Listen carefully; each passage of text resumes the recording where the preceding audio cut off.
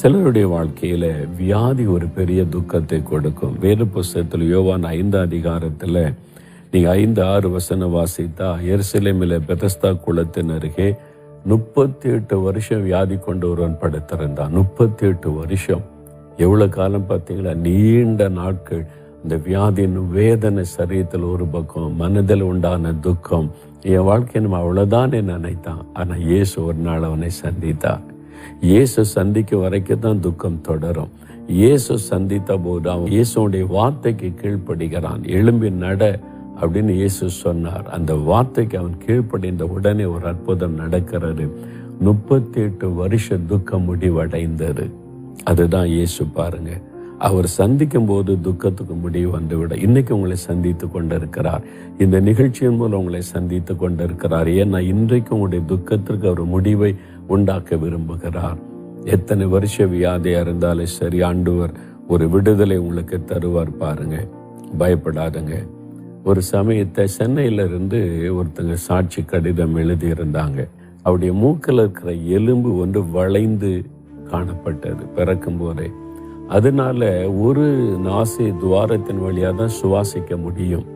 ஒரு துவாரம் எப்பவுமே அடைக்கப்பட்டிருக்கும். பிறவிலேயே பிரச்சனை இருக்கு. எத்தனையோ டாக்டர்கிட்ட காமிச்சாங்க, பிரயாசப்பட்டாங்க, முடியாது. எலும்பு வளைஞ்சு இருக்குது. பிறக்கும் போதே அப்படி ஆகிவிட்டது.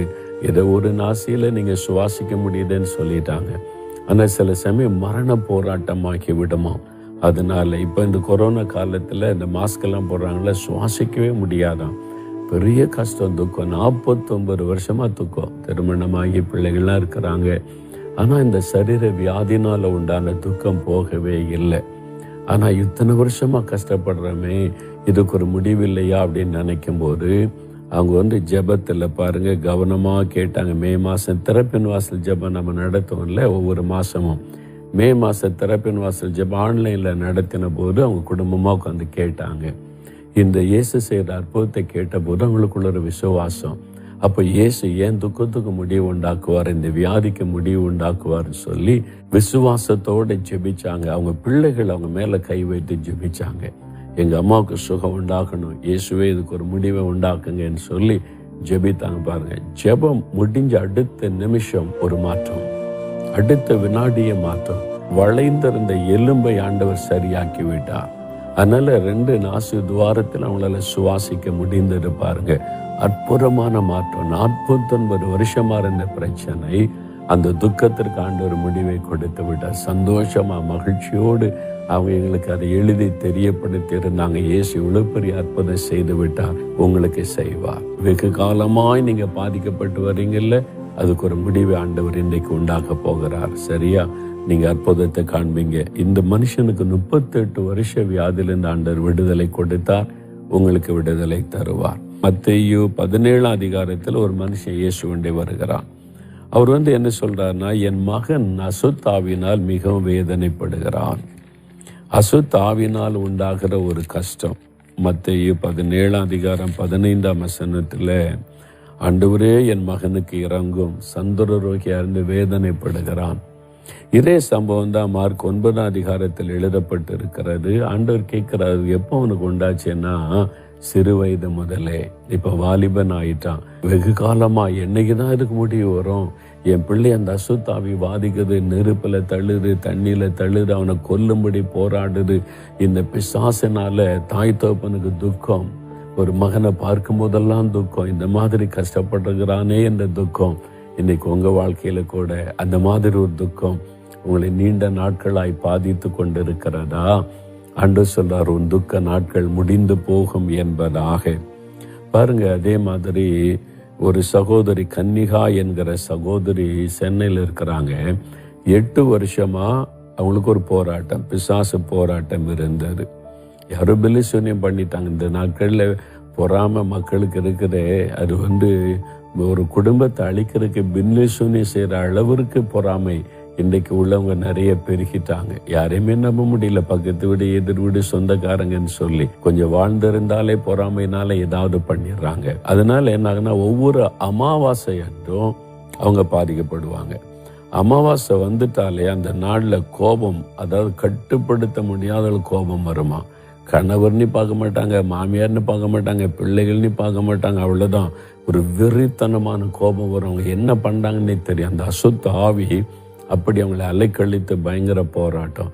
வீட்டை விட்டே போயிடுவாங்களாம். குழந்தைகளை அழைச்சிக்கிட்டு இந்த கோபத்தில் சண்டெல்லாம் போட்டுட்டு வீட்டை விட்டு போனால் ராத்திரி எப்போ வந்து சேருவாங்கன்னு தெரியாது. இது வழக்கமாக ஒவ்வொரு மாதமும் அமாவாசை என்று நடக்கிறதுனால கணவர் மாமியாருக்கெல்லாம் பழகி போச்சு. சரி போனால் திரும்பி வருவான்னு சொல்லி. ஆனால் உள்ளத்துக்குள்ள துக்கம். யோசித்து பாருங்க, அந்த மனைவி தன் பிள்ளைகளோடு கூட தெருவில் சண்டை போட்டுக்கிட்டு அழைச்சிக்கிட்டு போனால் இப்படி இருக்கும். எல்லாரும் பார்ப்பாங்க. அவருடைய மனசில் எவ்வளோ பெரிய துக்கம். ஏன் என் குடும்பத்தில் இந்த துக்கம், ஏன் என் மனைவி இப்படி கஷ்டப்படணும், ஒரு துக்கம் இல்லை. அப்புறம் வந்து சண்டெல்லாம் போட்டு கணவன் மனைவி பிரிஞ்சிட்டாங்க. இவளோட எப்படி வாழ்றது, பிசாசை பிடிச்சவளோட வாழ்றது. யாருக்குமே அந்த துக்கம் இருக்கும்ல, ஒரு வேதனை இருக்கும்ல. கணவர் பாருங்க, ஒரு வருஷமா பிரிஞ்சு வாழ்கிற ஒரு சூழ்நிலை. அப்போ அவருடைய சகோதரர் சொன்னார், இயேசுன்னு ஒருத்தர் இருக்கிறாருமா, உனக்கு அவர் சுகம் தருவார், அவரால் தான் உனக்கு விடுதலை கொடுக்க முடியும். இயேசுவை அறிந்து கொண்டாங்க. நான் 8 வருஷமா கஷ்டப்படுறேனே, இந்த ஆவியன் வந்து அலக்களிக்கிறது, வேதனைப்படுத்திய குடும்ப சமாதானம் போச்சு, எல்லாமே போச்சு இந்த பிசாசினால. அப்போ இதுக்கெல்லாம் முடிவு உண்டா அப்படின்னு நினைக்கும் போது ஆண்டவர் பாருங்க, உன் துக்க நாட்கள் முடிந்து போகும் என்று சொன்ன ஆண்டவர் 8 வருஷமாய் அலைக்கழித்து குடும்பத்தை பாழாக்கி நாவி வெளியேறி போயிட்டு இப்போ கணவன் மனைவியா பிள்ளைகளா சந்தோஷமா இருக்கிறாங்க. துக்க நாட்கள் முடிந்து விட்டாரு. 8 வருஷமா இருந்த துக்க நாட்கள், அந்த பில்லி சூனி ஆவியினால உண்டான துக்கம் முடிவுக்கு வந்தது. உங்க வாழ்க்கையில ஏதோ ஒரு பிசாசு, ஏதோ ஒரு அசுத்த ஆவி, பயத்தின் ஆவி, கலக்கத்தை கொண்டு வருகிற ஆவி, அது உங்களுடைய கோபத்தை கொண்டு வருகிற ஆவி, உங்களுடைய சமாதானத்தை கெடுத்து, உங்களுடைய ஆசீர்வாதத்தை கெடுத்து, உங்களுடைய வருமானத்தை பாழாக்கி கொண்டிருக்கலாம். பொருளாத அந்த ஆவியினுடைய கிரியைகளை ஆண்டவர் அழித்து உங்க துக்கத்துக்கு ஆண்டவர் இன்றைக்கு முடிவை உண்டாக்க போகிறார். அதனால பயப்படாதங்க, கர்த்தர் இன்றைக்கு முடிவை உண்டாக்குவார். நாம் இப்ப ஜெபிக்கலாமா? இது விசுவாசிக்கிறீங்களா? இன்னைக்கு உங்களை துக்கப்படுத்துகிற விஷயம் என்ன? எதுலேருந்து உங்களுக்கு விடுதலை வேணும்? உங்களுடைய இருதயத்தில் அப்படியே கை வைத்து கொள்ளுங்க. எனக்கு ஒரு துக்கம் இருக்குது, இது முடிவடையணும். பாவத்தினால் உண்டான துக்கம், எனக்கு ஒரு விடுதலை வேணும், சமாதானம் வேணும். வியாதினால் உண்டான துக்கம், எனக்கு சுகம் வேண்டும். அந்த ஒரு பிசாசினால் உண்டான துக்கம், அதிலிருந்து விடுதலை வேணும். நிந்தை, அவமான, நெருக்கம், குறைவுகளினால் வந்த துக்கம், அது எனக்கு மாறணும். இருதயத்தில் கை வைத்துக் கொள்ளுங்க. இப்ப நம்ம ஜெபிக்க போகிறோம். ஆண்டவருடைய வல்லமை தொட போகிறது. இந்த மாதத்துல உங்களுடைய துக்கம் முடிவடையும். இனி நன்மையான நாட்கள் துளிர்க்கும், ஆசீர்வாதமான நாட்கள் துவங்கும். நீங்க பயப்படாதங்க, நாம இணைந்து ஜெபிக்கலாம். தகப்பனே, உம்முடைய வாக்கு தத்தத்திற்காக ஸ்தோத்திரம். நீர் வாக்கு மாறாத தேவன், சொல் தவறாத தேவன், வாக்கை நிறைவேற்றுகிற தேவன். உன் துக்க நாட்கள் முடிந்து போகும் என்று எனக்கு, எங்களுக்கு நீர் வாக்கு கொடுத்திருக்கிறீர். இதோ உம்முடைய மகனுக்கு, உம்முடைய மகளுக்கு வாக்கு தத்தமாய் கொடுத்திருக்கிறேன். வெகு நாட்களாய் அவளை துக்கப்படுத்தி கொண்டிருக்கிற காரியத்திற்கு ஒரு முடிவு வரட்டும். இன்றைக்கு இயேசு கிறிஸ்துவின் நாமத்தில் இன்றைக்கு அதற்கு முடிவு வரட்டும். அந்த பாவ கட்டுகள் அறுக்கப்படட்டும். ஒரு அற்புத மாற்றம் இயேசுவின் நாமத்தில் உண்டாகட்டும். உம்முடைய வல்லமை தொட்டதற்காக உமக்கு ஸ்தோத்திரம். வியாதியினால் பாதிக்கப்பட்டு வெகு நாட்கள் சரீரத்தில் நோய்களை, வலிகளை, வேதனைகளை சுமந்து நிற்கிற பிள்ளைகளுடைய சுகத்துக்காக ஜெபிக்கிறேன்.